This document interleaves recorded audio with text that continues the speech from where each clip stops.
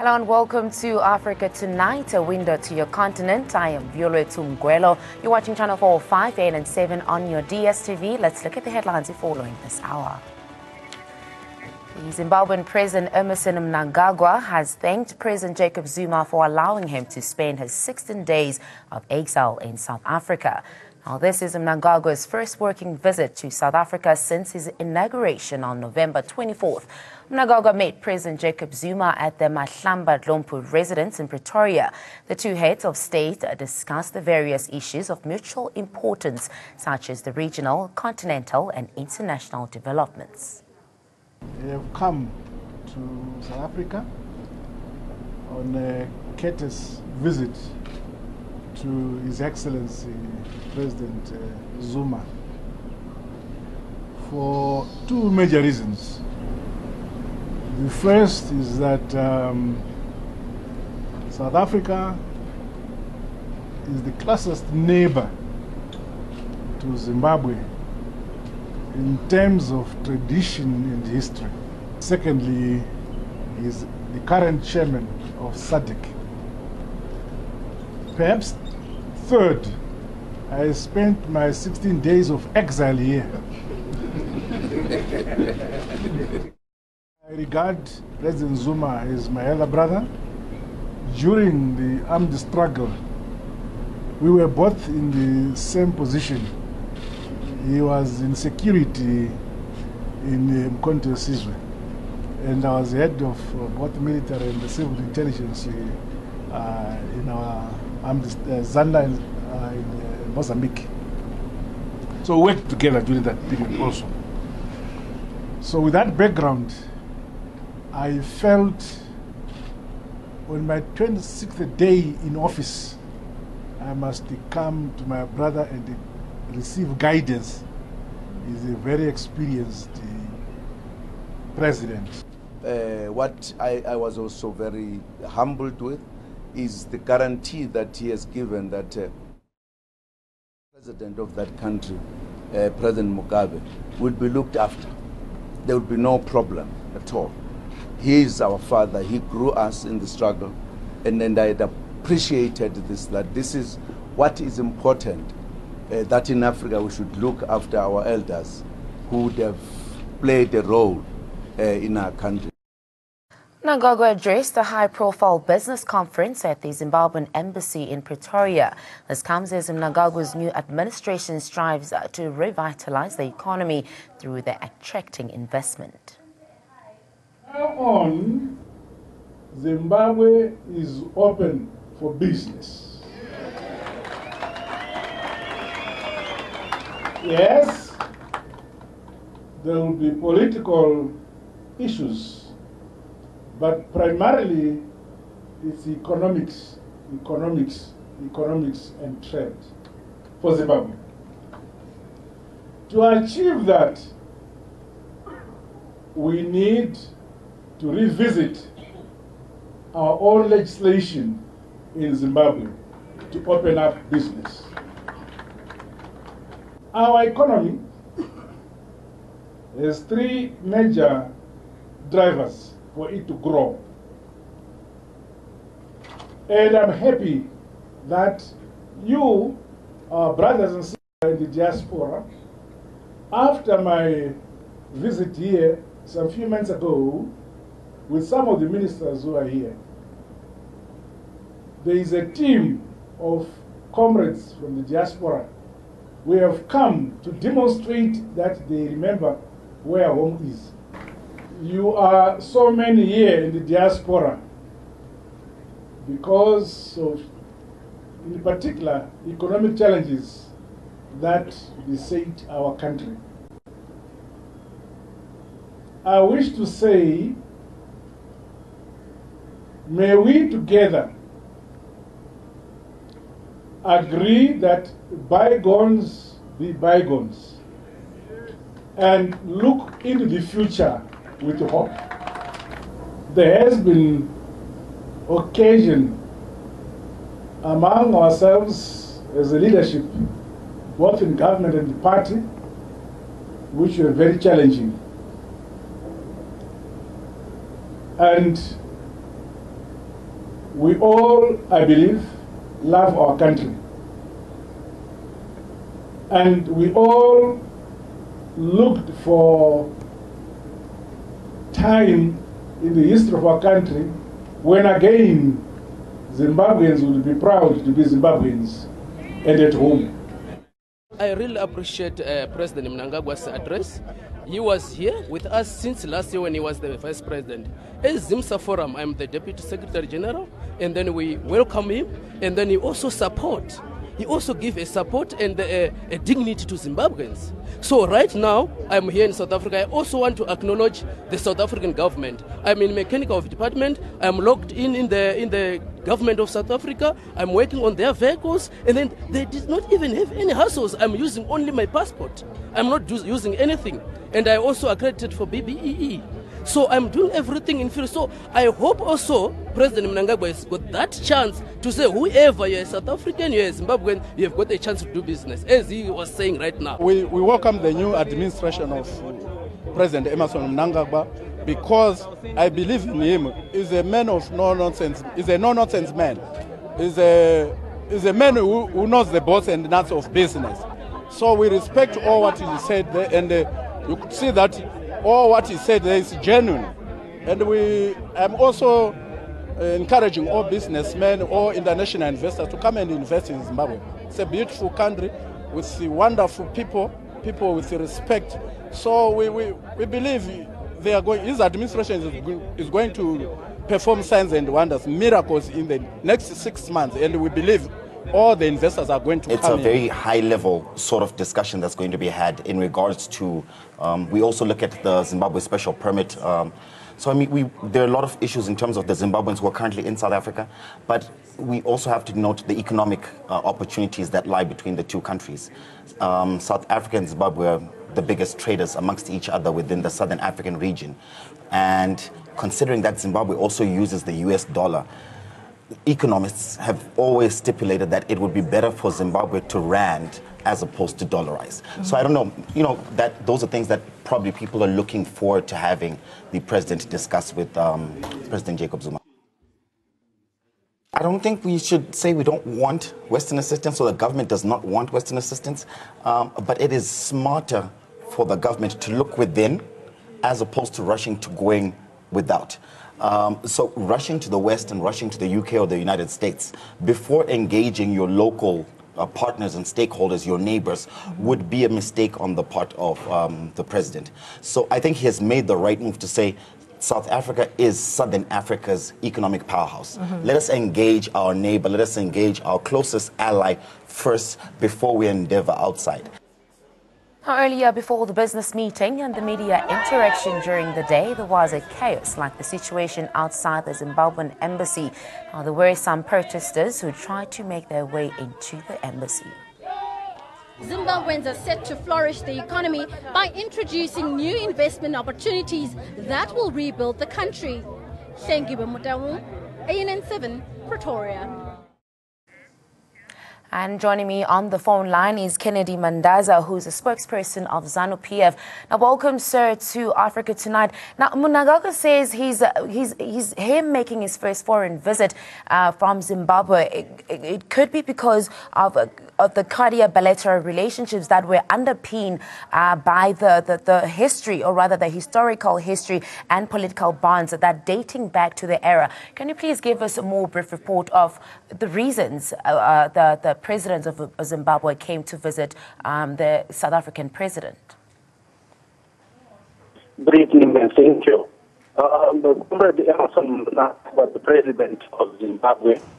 Was in South Africa today in order to speak to the majority of the Zimbabweans that are in South Africa. But over and above that, he had to meet the president of Zuma, who ordinarily Zimbabwe and South Africa have very strong ties that backing from the liberation struggle. And ANC being a liberation movement, we also draw lessons from what they have been doing. And we also believe that his coming to South Africa today was to make sure that he assures South Africa that Zimbabwe is now ready for business. Other than that, we believe, and which is what President Mnangagwa has said this afternoon, the growth of the Zimbabwean economy is premised on the investment that will come from South Africa, from the South African brothers, as well as the majority of Zimbabweans that are in the diaspora. So he wanted to make it very clear that it is now business time in Zimbabwe. And we believe that he had sent a good message. He could not have gone anywhere other than visiting South Africa, which is our strongest ally, brother, and we have been in the struggle, in the trenches together. Now, Mr. Mandesa, we know that the Zimbabwean president last week, the ZANU-PF also had a peaceful conference last week. Were there any mentions of him coming to South Africa, speaking about the business, also the Zimbabwean diaspora, or was this just growing Zimbabwean, giving it, rather trying to bring back the economy, or rather the business opportunities into Zimbabwe? If we look at the speeches that have been given by Comrade Mnangagwa ever since his inauguration, he has been speaking about the revival of the economy of Zimbabwe. And even during the Congress that took place last week, he also emphasized that politics should live side by side with economics. And as a result, it was prudent on his part to make sure that he visits also South Africa. Given that we have got a number of people that are in South Africa who are Zimbabweans and who are anxious to come back and invest in the country. And we equally have some South Africans that are also itching to come and invest in Zimbabwe. Given that Zimbabwe naturally has quite a number of resources that are still untapped. And what a good way of also coming to meet up with the newly elected ANC president, Senator Ramaphosa, to exchange notes, given that both of them have just been elected as substantive leaders of the two revolutionary parties. And that is one of the reasons that he could have been in South Africa, to make sure that he also exchanges notes with the president, Jacob Zuma, the state president, and Senator Ramaphosa, who is the ANC president. Now, we know that he also said that there will be major amendments into law, like looking in the past where the policy with the investors coming to Zimbabwe, where the requirements were agreed to, a 51% for Zimbabwe and a 49% for the investors. Could there be any change or limitations that the applications could be related to minerals only, or is there any change that have been done within the 41% to the 49%? With regards to changes of laws that are going to be taking place, the president was very clear in saying that they are going to have a look at policies, so that the policies that are going to be crafted, even looking at those that have been there, they should be invested strongly. They should inspire confidence among the people that would try and invest in Zimbabwe. So if the 49% threshold which has been there, there has been an impediment to investment, which one of the laws that will have to be into so that it can be crafted in such a manner that it attracts the investment that does not impede investors coming into Zimbabwe. And but what is most critical also is that President Mnangagwa has been very clear with regards to issues such as the land reform. And we believe that he will not do anything as our president to look at policies that will retain our resources, as well as those issues that were so critical when it came to the liberation struggle. But primarily, there are issues to do with the regulations and policies. And said by the president, they should inspire confidence in the investor. They should also be able to give confidence in those that want to trade with Zimbabwe. Mr. Kennedy Mandaza, thank you so much for that information, and we do appreciate it and your time also. Now, joining me in studio is Mr. Chidaya to Pure Diamonds, or I was mentioning your name earlier on, who is a political analyst, and also with me is Mr. Tino Mabewu, who's also a political commentator. Now, I want to start where Zimbabwe is now open for business. I'm going to start with you, Mr. Diamond. What does it mean as from now the Zimbabwean president addressed that they are ready for businesses? What does this mean for Zimbabweans in Zimbabwe and in South Africa? Thank you very much. Probably first and foremost, I would like to congratulate the ANC for having a peaceful elective conference where there was high contestation of power, but there was a smooth transition of power within the ANC and also for the country.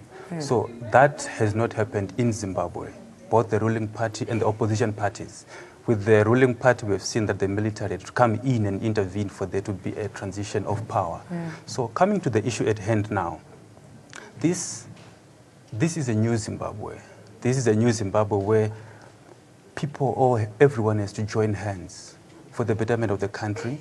The president now, President Emerson Mnangagwa, he's bringing in a different tune to what President Robert Mugabe was saying.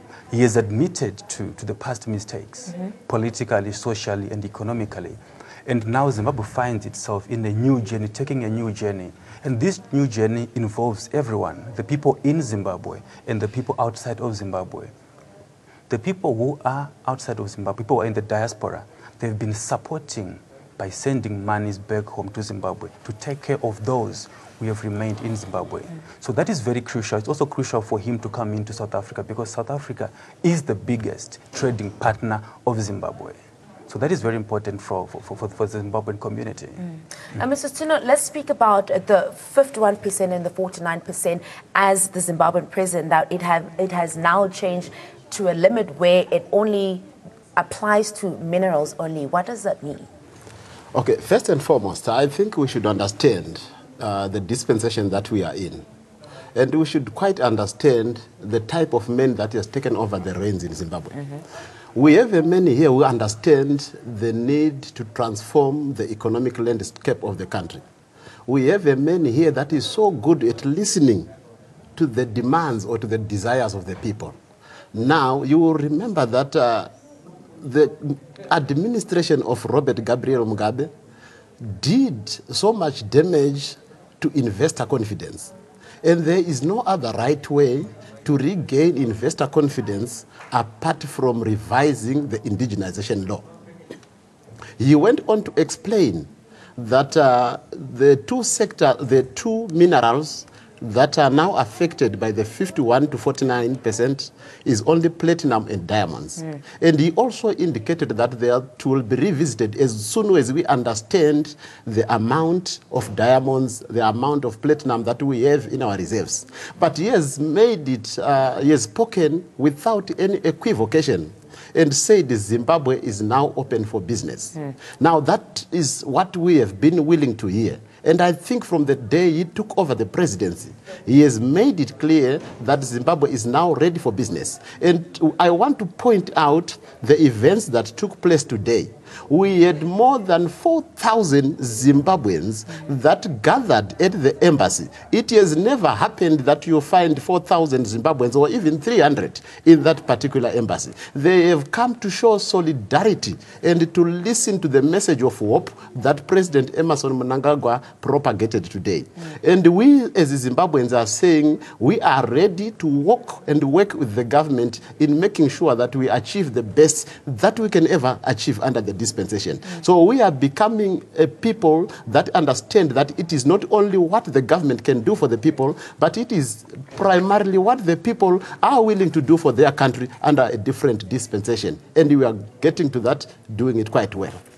Now, could it mean that since President Mnangagwa came to South Africa, is it because of the historical or the history that South Africa and Zimbabwe have, or is it the political bonds that date back to the era of the liberations? What does this mean for Zimbabwe and South Africa as a whole? Does this mean that now South Africa gets to get back to work with Zimbabwe back in business, or try and bring Zimbabwe back into business? What does that mean? I'm going to start with you, Mr. Diamond. Well, international re-engagement is very important, because of late Zimbabwe was disengaged from the international community. There were draconian laws in the country. So now the current terrain, like what my learned colleague was saying now, the current terrain has changed. Zimbabwe is now open for international trade. It's open for trade, it's open for investment. So this calls now to say, whoever wants to come and do business in Zimbabwe, the laws are going to be transferred, are going to be changed, they're going to be transformed, they're going to be tailor-made to suit the needs of whoever wants to come and invest in Zimbabwe. This is what even the people in the opposition terrain were talking about, the alignment and the realignment of the local laws in accordance to the Constitution. That is now the word that the president is saying. Slowly but surely is occupying the space of the left wing, is slowly but surely occupying the space that was previously occupied by the opposition parties in Zimbabwe, which at the end of the day is very good for the country in terms of the economic development, in terms of redirecting the country to being the breadbasket of Africa and all those things. Now, Mr. Tino, speaking of laws and everything, Mnangagwa says that the mining quota ownership in the country, in Zimbabwe, they've been scrapped. So they've been scrapping to open Zimbabwe for new investments for other countries to come. And what does this mean for other countries that are trying to come and invest in Zimbabwe? We've seen a lot of things happening while the President Mugabe was still a running president at that time. What does this mean? The new mining quota has been scrapped. What does this mean for Zimbabweans and the people trying to invest within Zimbabwe? The message is very clear. Zimbabwe is now ready for business. So that is what people must understand. We are not going back to our previous mistakes. I think the president spoke very well about that. He also mentioned that he is coming from the military. And in the military, when you are told to turn left, you turn left.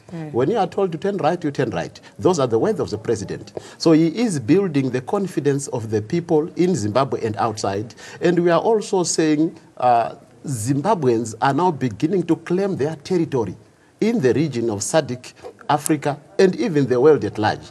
There is no better man at this particular juncture who is capable to take Zimbabwe into the promised land that it should be, other than the president. So what he has said today speaks to the needs of the investors, speaks to the needs of the ordinary men in the street, and we wait and we sit back and we now want to see the laws being, changed, as he has indicated. There are a lot of legislation that needs to be sorted out in order to make sure that Zimbabwe becomes a success. But the good thing that we have here, we have got a man that is willing to do it. And he has put together a team of ministers that are willing to help him see things happening. And we as Zimbabweans, we are scratching around, we are running up and down, we are invoking our inner talent, we are invoking our relationships that we have made with the corporate world, with the different people, to make sure that we now go back home and do what we do best, and to do what we have been doing in South Africa, investing, making money, creating jobs. We are going to be doing that under the dispensation of Comrade Emmerson Mnangagwa. It's happening. Now, Mr. Mnangagwa coming, or rather traveling to South Africa, was to persuade the investors that are economically struggling in Zimbabwe. Could this be a way to attract a business prospect after the 21st of November, where Robert Mugabe resigned? I could put it in that way. Could this be a way that the economy of Zimbabwe, this is a start where it grows, and this is where everything is changing? Is he the man to change the laws, the economy of Zimbabwe? Is he the man that is going to change the views of investors to invest in Zimbabwe? There is no better man that will do it except him. At this particular moment, he is the man with experience and the know-how to say, how do we run a country? He understands, and the only problem that we have had is that he has been overshadowed by Mugabe. Mugabe is the one that has been making sure that there is no progress in Zimbabwe. I do not know for what reason. Maybe it's due to old age, maybe it's due to greediness, but he's the man that has been the stumbling block for the nation. And what we see now, the president speaking today, you could see that he had a prepared speech that he left out and spoke from the heart. That is a sign of a man who is willing to engage. And he spoke of what was within his heart to say, I want to see a Zimbabwe that functions well. I want to see a Zimbabwe that is beneficial to the people. I want to see my people doing much better. He left a prepared speech to speak of his personal aspirations. And he has said he's going to make sure that those things are achieved. And there is no other better moment for Zimbabweans to rally behind our government. He has spoken about